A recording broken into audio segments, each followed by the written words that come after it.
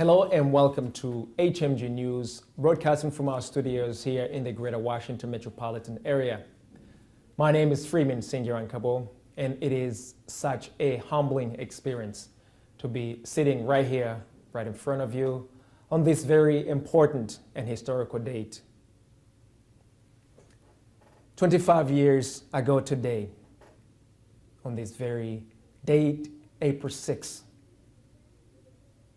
Rwanda and Burundi went through a very, very dark times period ever recorded in the histories of these two beautiful countries, and for that matter, for the history of the world. For Rwanda, this very date, April 6th, marked the beginning of genocide of my brothers and sisters, our fathers and mothers, our grandpas and grandmas. Countless families lost their lives, innocent lives. The United Nations, along with so many other nonprofit organizations, reported that close to 1 million lives of Rwandese and non-Rwandese who were in the country lost their lives in the span of only 3 months. For Burundi, this very date of April 6th refueled the already fragile situation in the country, where a massacre of thousands of families had already begun and only got worse. Now, before we get too deep into our program today, please allow me to request that we take just a few seconds to give our tribute and our respect for every one of the lives lost during the beginning all the way to the end of these atrocities and genocide that took place in both Rwanda and Burundi. Let's take 10 seconds, please.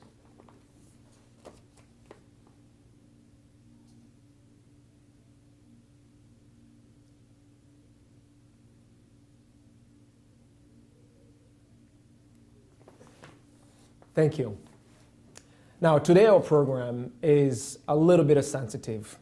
I'm giving you heads up so that you guys don't throw any stones, please. And I feel that it is important and necessary and right to be doing this. I'd like to talk to you about the assassins, more like the assassination, actually, of President Habyarimana and President Ntaryamira on this very date of April 6 in 1994. President Juvenal Habyarimana of Rwanda and President Cyprien Ntaryamira of Burundi were both assassinated in Rwanda's capital, Kigali, on April 6, 1994, during the evening, sometimes after 8:30. I think it was around 8:33 or something like that.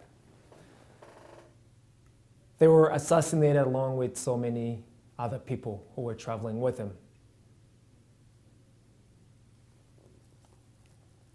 These two presidents were assassinated using a surface-to-air missile that was launched and hit the plane that they were flying while it was preparing to descend and land at Kanombe International Airport. Every single one of the people who were on board of that plane died on the evening of April 6, 1994. This assassination was so perfectly planned, very well executed, that the perpetrator knew exactly when to be there, what to do in order for the assassination to go very smoothly, as it did. And sadly, for all those people who were on board, lost their lives. Now, I have struggled to talk about what happened in Rwanda and in Burundi because we share the same history. Even as I speak to you right now, I still struggle to contain myself because what happened in Rwanda affected me on a personal level and my family. But that's a story of another day. But fellow citizens of the world, fellow Americans, fellow Rwandans and fellow Burundians, I have a question that I would like us to discuss today on this 25th anniversary of assassination of these two presidents. How is it possible that for 25 years, not one, but two sitting presidents of two different countries get assassinated, and not one single leader anywhere around the world, nor any institution anywhere around the world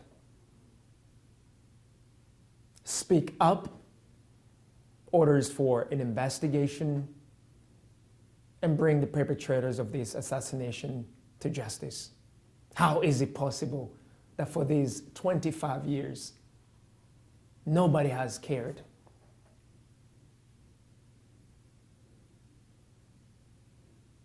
To bring an investigation towards the assassination of these two presidents, along with everyone who have been on board. Years after years, I've always wondered about this.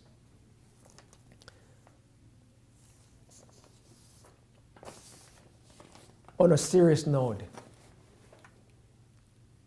I don't have an answer, but I speculated plenty of times.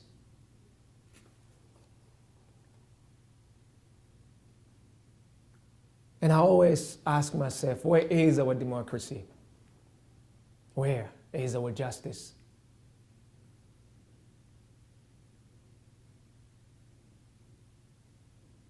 "25 years, two heads of state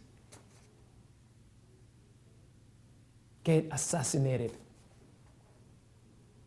and not one single person in the whole entire world with the power and the capacity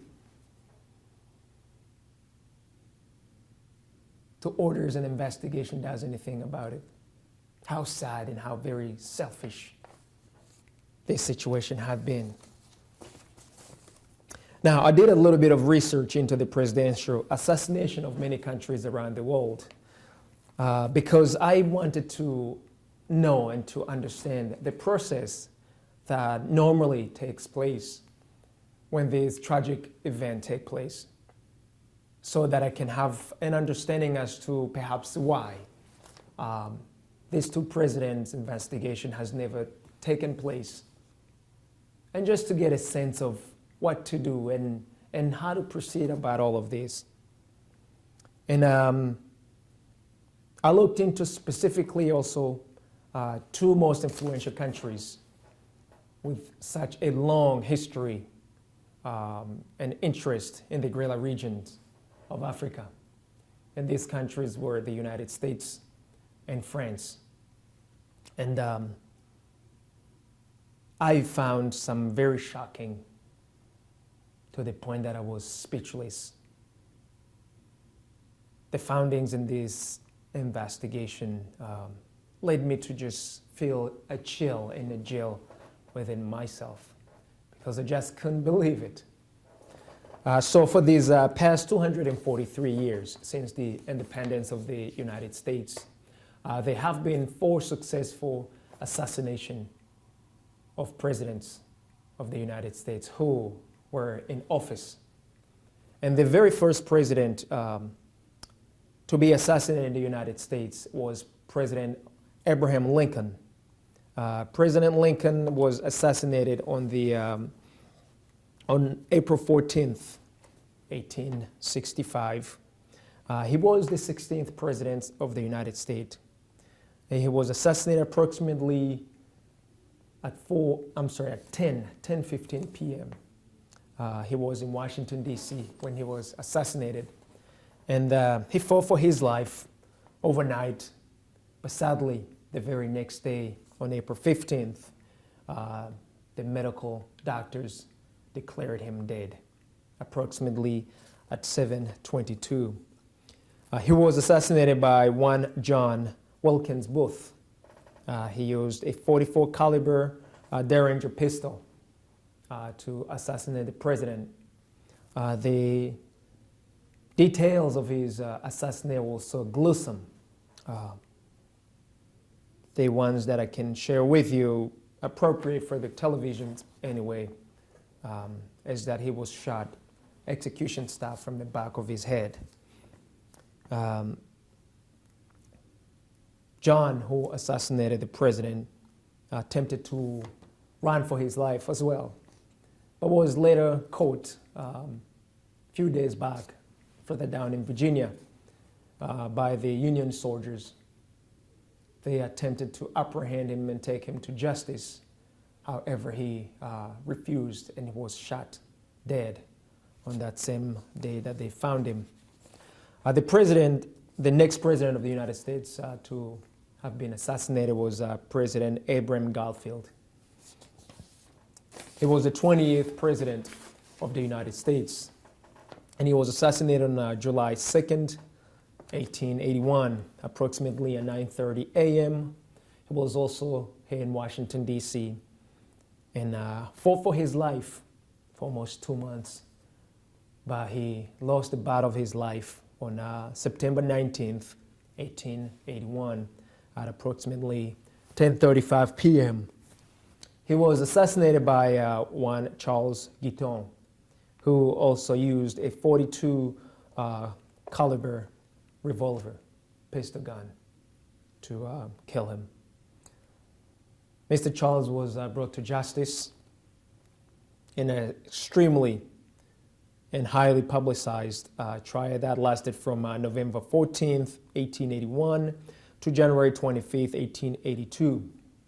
He was found guilty and sentenced to death. Subsequently, he made various attempts to appeal for the trial and for his sentence, but was rejected. On June 30th, 1882, he was executed here in Washington, D.C., and died on that very day. The third president of the United States to be executed, assassinated, was President William McKinley. He was the 25th president of the United States, and he was assassinated on September 6, 1901, at approximately 4:07 p.m. He was in Buffalo, New York, when he was assassinated, and he fought for his life for a little bit over 1 week, but lost the battle of his life on September 14th, just a little bit past midnight at 2:15 a.m. He was killed by Leon Zolgos, who also used a .32 caliber revolver pistol. Mr. Leon was apprehended immediately after he shot the president and was severely beaten that the law enforcement actually didn't think that he was going to be alive by the time that he was taken to court.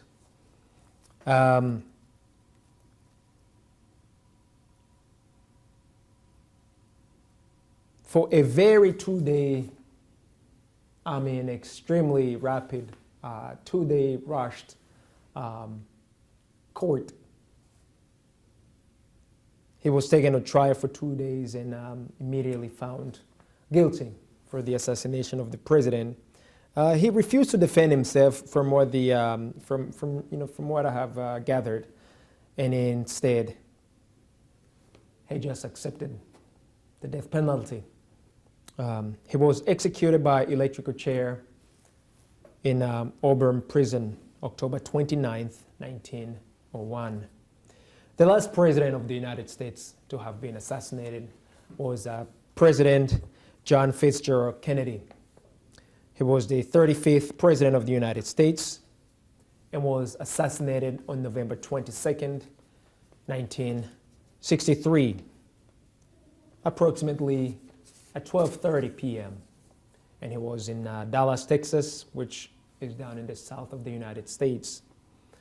He was rushed to the hospital, but was later pronounced dead 30 minutes afterwards at approximately 1 p.m. Multiple investigators were assigned this assassination, including the United States Secret Service, the FBI's, the Dallas Police Department, and a special president commission on assassination of President Kennedy. The assassin was apprehended that same very day, and he was named Lee Harvey Oswald. He never got a chance to appear on a trial, as he was immediately killed 2 days afterwards. In fact, he was killed on a live television out of custody of the police department. Now, with what I have found out from the research I did with these assassinations that took place in the United States, in each of these assassinations, the United States as a country immediately initialized an investigation. They conducted a thorough investigation to the entire assassinations and reported the findings to the public. There was never any delay whatsoever. And most of the perpetrators were actually given a court date. They were given the privilege to stand at a trial for such heinous crime that they've committed. But not only that, all the assassinations that took place here in the United States, the presidents were given a proper burial,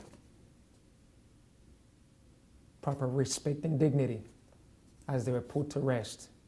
But most importantly, their families and loved ones received closure.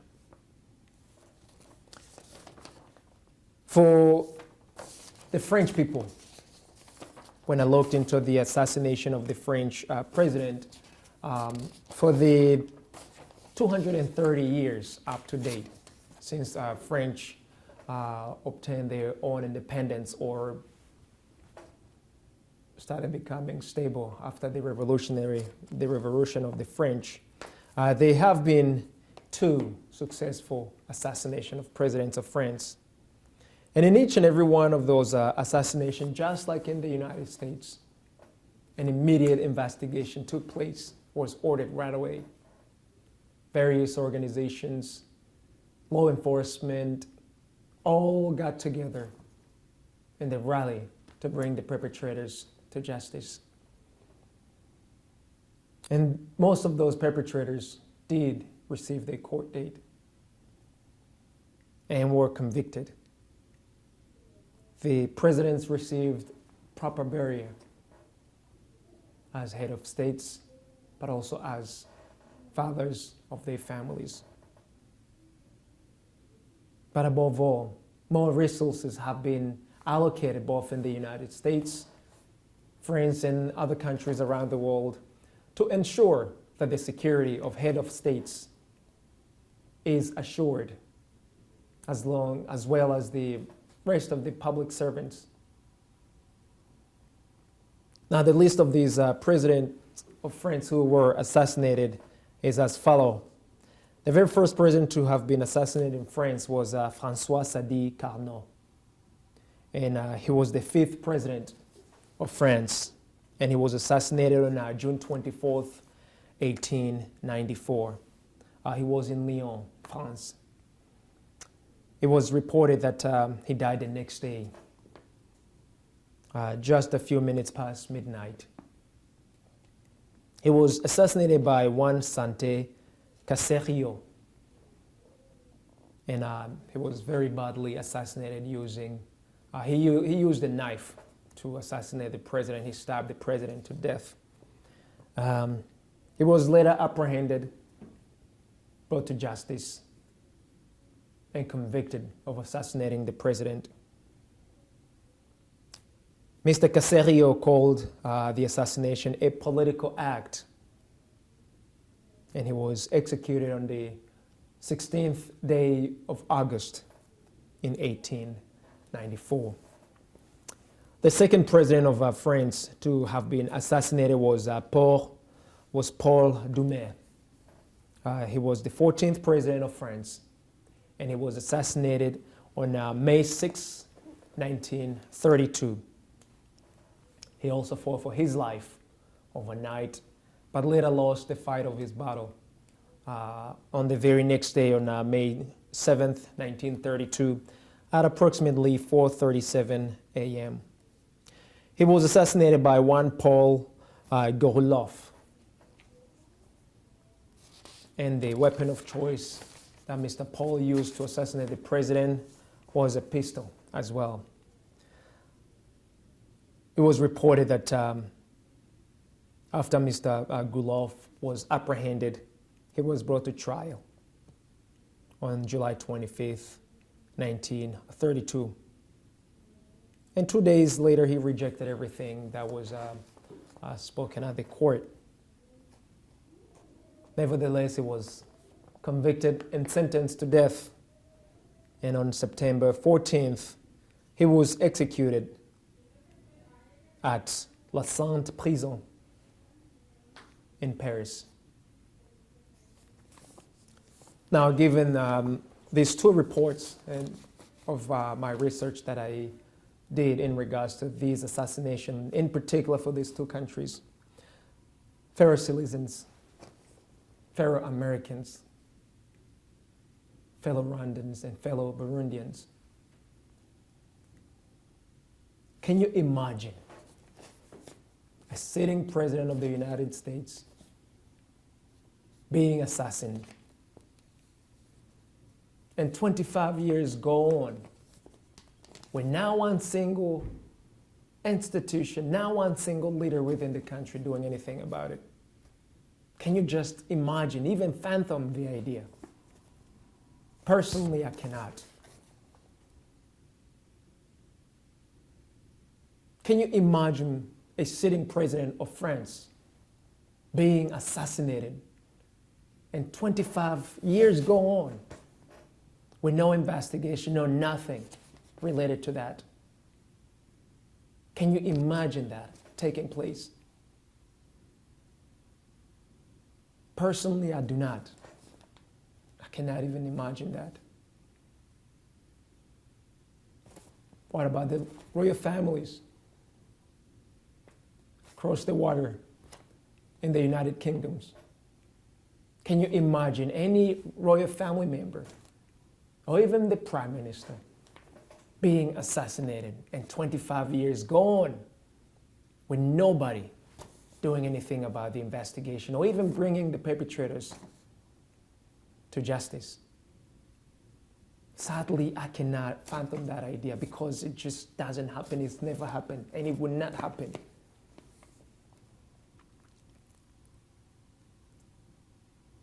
Then I'm wondering, how is it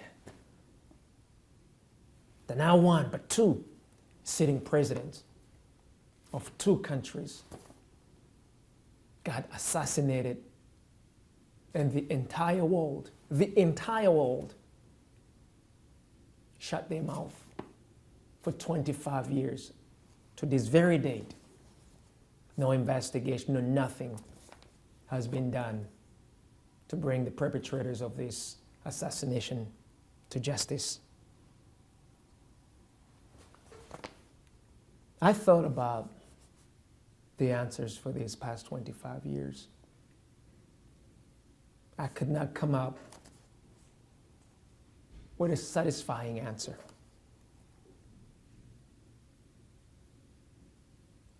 But it hit me it hit me. And I've realized that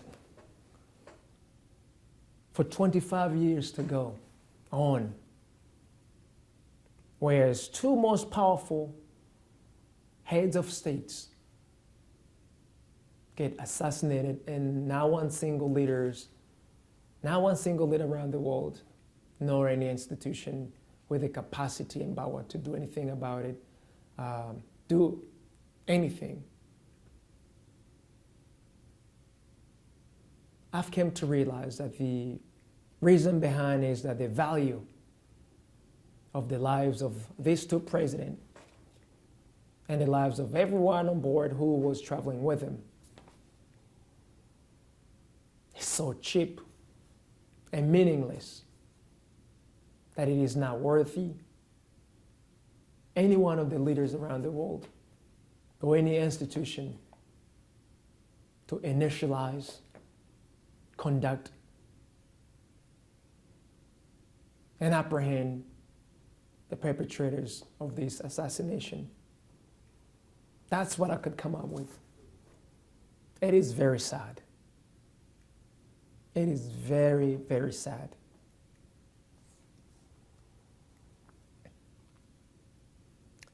But in my heart, I tell you, I believe and I know that we are decent people, perhaps misguided. And I'd like to hope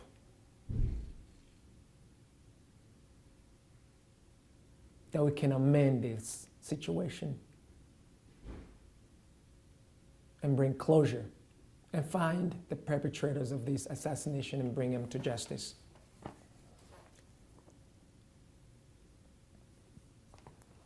On this very day of April 6, I would like to make an appeal to the most powerful leaders of our countries. I am making this appeal as a son of Rwanda. And I am making this appeal as a son of this great United States of America.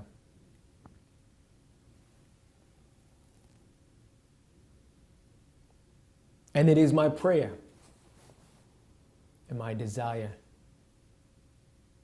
that you, our presidents, can help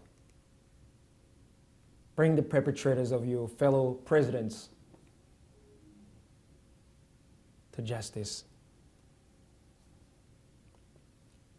I will start with the President of the Republic of Rwanda, Your Excellency Paul Kagame. On this 25th anniversary day of assassination of President Habyarimana and President Ntaryamira, can you once for all order an investigation to take place and find the perpetrators of the assassination and bring them to justice? As a father of a country, you are not just a president to one person, one group, or one organization. You are a president to the entire country. You are even the president for Rwandans in countries and outside of the country as well. Please, Mr. President, help bring closure to the families of these two presidents who were assassinated and the families of those who were traveling with him. They deserve to know what happened to their loved ones.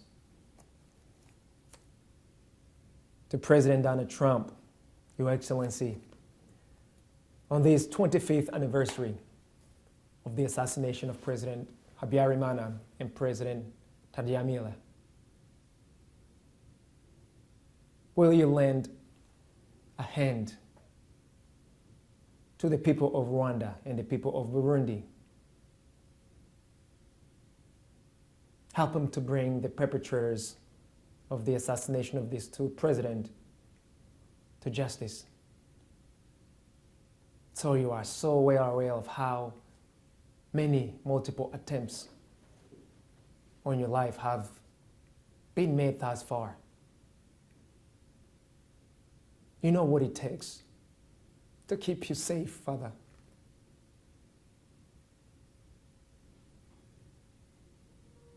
Help bring closure. Help these families, Mr. President, find out what happened to their loved ones. These are two sitting presidents. Help them to bring closure. And know what happened to their fathers, their husbands, and their loved one. To Prime Minister Theresa May, with the United Kingdoms. Madam Prime Minister, on this 25th anniversary of the assassination of the President Habyarimana and President Ntaryamira, would you and the great people of the United Kingdom lend a hand of peace and justice to the people of Burundi and the people of Rwanda, and bring the perpetrators of the assassination of these two presidents to justice? UK has long enjoyed a tremendous relationship with various countries in Africa. You forged a lot of great relationship with many countries, including Rwanda and Burundi. Even up to this very date, you have been tremendously helping these two countries. Let this shame be lifted off once and for all. Help usher a proper barrier to these two presidents. Help their family have closure in the death of their loved ones. And help strengthen our democracy and justice for all. Lastly, to President Emmanuel Macron of France, Your Excellency, on this 25th anniversary of the assassination of President Habyarimana and President Ntaryamira, would you be kind, along with the French people, as you have been for so many years? Lend a hand of justice, a hand of peace to the people of Rwanda and Burundi, and bring the perpetrators of the assassination of these two presidents to justice. Mr. President, just like you, these two presidents deserve respect and dignity that they have not received for these past 25 years. France has such influence in Africa, has such influence in Rwanda and Burundi, that for all these years, Mr. President, help our peoples, help your friends, help your fellow presidents find justice. Help the families who were traveling together with them and assassinated together find closure in the death of their loved ones. I know that France always stands for justice and democracy. Mr. President, put that in action and extend those same values to the people of Burundi and Rwanda. Lastly, I would very much like to offer my condolences to the families of President Habyarimana and President Ntaryamira, as well as every single family members of those who died together with them on this April 6th. May God bless you and comfort you during this very tough moment of anniversary of the death of your loved ones.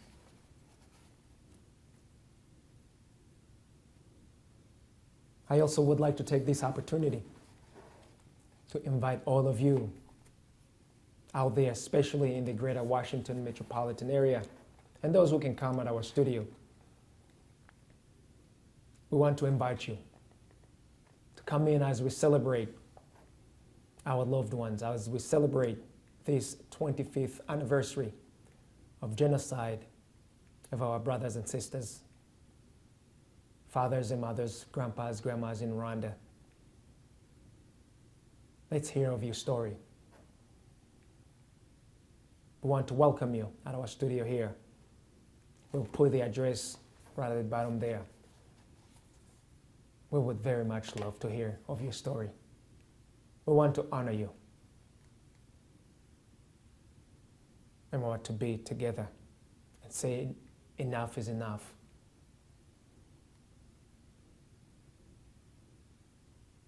Ladies and gentlemen, fellow citizens of the world, I am humbled by this moment that you have given me. I am humbled by you listening to me. But I'm also appealing to you that we raise our bar and our values as human beings. 25 years is too long. 25 years is too long for two heads of states to be assassinated. And not one single person around the world, not one single institution around the world does anything about it. Now, if we get personal, think about if a loved one, your loved one, God forbid, something happens to them. You reach out to the legal laws, to the legal institutions, to the law enforcement, asking for justice. And nobody does anything for 25 years. How would you feel? I personally know that I will not accept it, but I also know that we all have limit in our power and capacity. So for this very reason, let us recognize these two presidents who have been assassinated. Let us recognize every single one of the people who was traveling with them as fellow human beings, just like you and I. Bring to justice they perpetrators, they assassinators. Give them a proper burial. Help bring closure to their families and let them go. I thank you all. May God bless you. This has been Freeman with HMG News, reporting from our studios here in the greater Washington metropolitan area. I hope you will stay tuned for our program tomorrow as we begin the celebration and commemoration of the genocide committed against my brothers and sisters, fathers and mothers, grandpas and grandmas in Rwanda. I have a story to tell you, just like you have a story to tell. So I look forward to meeting you, and I look forward to welcoming you all at our studio here and share. In this whole month of April, we will do a special. Bye-bye for now.